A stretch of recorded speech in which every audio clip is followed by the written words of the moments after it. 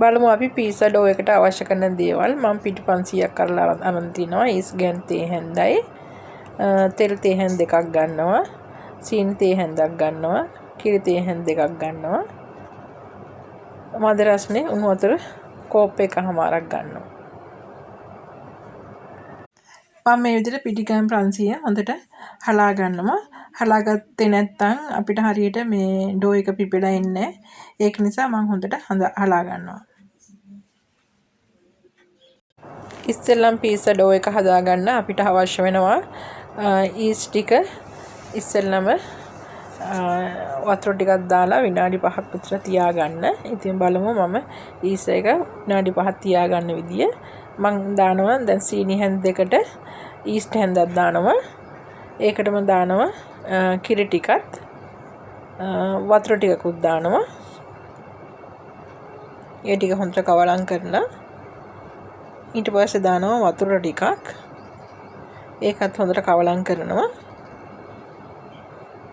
ඊට පස්සේ මම මේක ටිකක් පිපෙන්න හොඳට කවලම් කරලා ටිකක් පිපෙන්න විනාඩි 5ක් විතර වහලා තියාගන්නවා. පිපුන්නේ නැත්තම් විනාඩි 10ක් විතර වගේ තියාගන්න. දැන් ඊස් ටික හොඳටම පිපිලා තියෙන්නේ. මම දැන් ඒක දාගන්නවා පිටියකට. පිටියකේ මෙහෙම මැද වලක් වගේ හදාගෙන ඉස්සෙල්ලා ලුණු ටික දාගන්නවා. ඊට පස්සේ තෙල් තේ හැන් දෙක දානවා. එකක් දාලා කවලම් කරලා ඊළඟ එක දාගන්නවා. ඊට පස්සේ දාගන්නවා ඊස් ටික. ඒකත් කවලම් කරගන්නවා හැන්දෙන් හොඳට.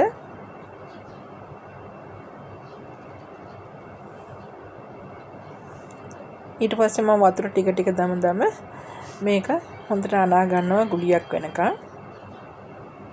වතුර වැඩි කරගන්න එපා. වතුර ටික ටිකම දාගන්න මද රස්නේ උණු වතුර. අතින් වැඩි තද කරන්නත් එපා පිටි.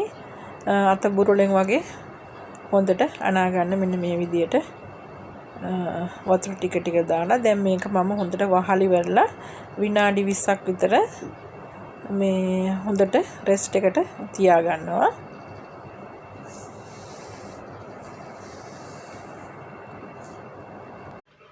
මේ තමයි මම විනාඩි 10ක් විතර තියලාගෙන ආපු ඩෝ එක. දැන් ඒක මේ ප්ලේට් එකට දාගෙන හොඳට අපි අනමු. තවත් විනාඩි 10ක් විතර මේ විදිහට හැම පැත්තටම ඇතුල් පැත්තට දාගෙන ඔක්කොම ටික මේ අනාගමු හොඳට. දැන් මම ඩෝ එක අනාගෙන ඉවරයි. මම මේකට හොඳට මේ රවුමට හදාගෙන හොඳට බටර් ටිකක් ගා ගන්නවා. ගාන විදිහට ටිකක් ගැඹුරු භාජනයකට දාලා මේක පැය 2කමාරක් 3ක් විතර වගේ වහලා හොඳට තියා ගන්නවා.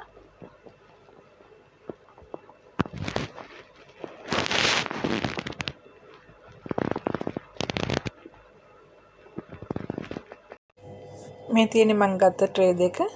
ඉතින් මම මේ ට්‍රේ දෙකට දැන් හොඳට අඩියට බටර් ටිකක් ගාලා ඉවරලා ට්‍රේ දෙකේම හොඳට හදා ගන්නවා. මොකද මම යටට ඔයිල් පේපර් එකක් දාන්නේ. ඒ නිසා දෙකේම හොඳට බටර් ගාලා හදා ගන්නවා. හරි දැන් ට්‍රේ දෙක මම හදාගෙන ඉවරයි. ගෙදර පුළුවන් තියෙන ටිකක් ට්‍රේ දෙකටම දාලා ඉවරලා අඩියට දාලා හොඳට හදා ගන්න. උලන් වලට රෝස්ට් වෙන එක අඩු වෙනවා. අවන් එක මේ වෙලාවේ ඔන් කරන්න. දැන් මම පිටි එක ගන්නවා. පිටි එක හොඳටම පිපිලා තියෙන්නේ. මෙන්න මේ විදිහට පිපිලා තියෙන්නේ. මම ඒක මෙහෙම අතින් යට රොබාගෙන ඊට පස්සේ මේ ප්ලේට් එක උඩට දාලා හොඳට රවුන්ඩ් කරලා හොඳට හදා ගන්න නීට් කරලා තව ටිකක්. ඊට පස්සේ අපි මේකට කොටස් දෙකකට බෙදා ගන්න ඕන.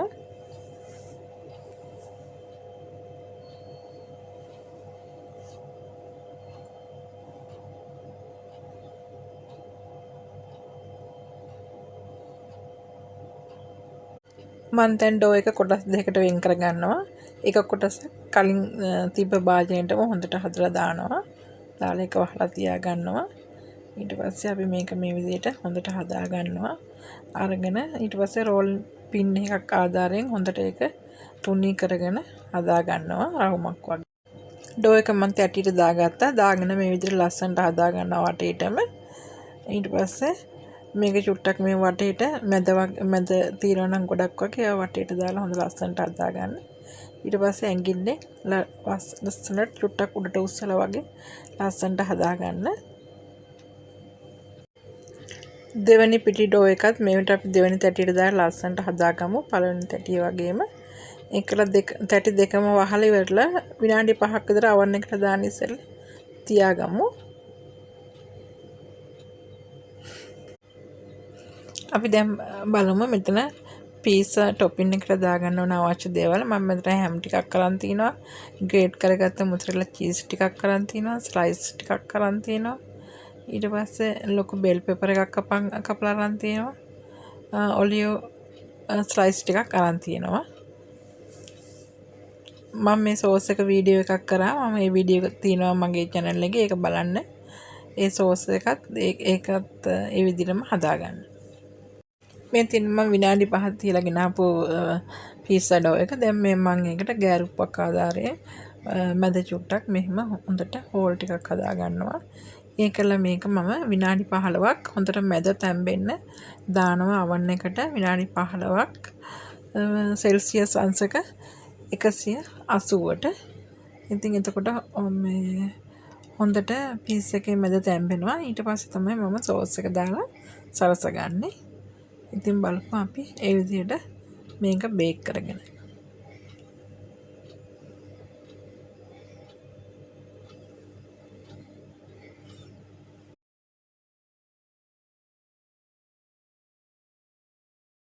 මේ තින් මම oven එකේ බේක් කරලා ගත්ත පීසා රොටි එක. මම මේකේ oven එකේ යට විතරයි දාලා බේක් කරගත්තේ.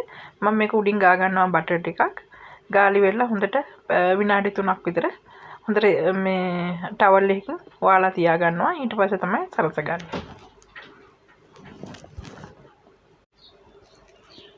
මේක තමයි මම හදාගත්ත පීස් එක. දැන් මම මේක සරස ගන්නවා. මේක ඉස්සෙල්ලම දා ගන්නවා අපි සෝස් එක. ලස්සනට මැදින් විතරක් දා ගන්නවා. අර වල වගේ හැදිච්ච තැනින්. ඊට පස්සේ දා ගන්නවා ග්‍රේට් කරපු මොසරෙලා චීස් ටිකක්. ඊට පස්සේ දා ගන්න ඔලිව් ස්ලයිස් ටිකකුත්. ඊට පස්සේ මොසරෙලා චීස් ස්ලයිස් ටිකක් තියා ගන්නවා. ඊට පස්සේ බෙල් පෙපර් කොළ පාට එකන ටිකක් ලස්සනට තියා ගන්නවා. හැම් ටිකක් උඩින් දා ගන්නවා. මේකට ඕනම මස් වර්ගයක් මේ වෙලේ පාවිච්චි කරන්න පුළුවන්. හැම් අවශ්‍ය නැහැ.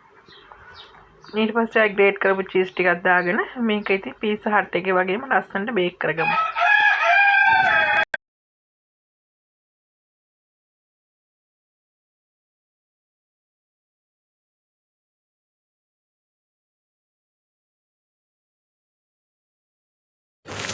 හරි මේ තියෙන මම බේක් කරලා ගෙනාව පළවෙනි පීස් එක. මම මේක විනාඩි 10ක් දාලා තිබ්බා උඩයි යටයි දෙකම.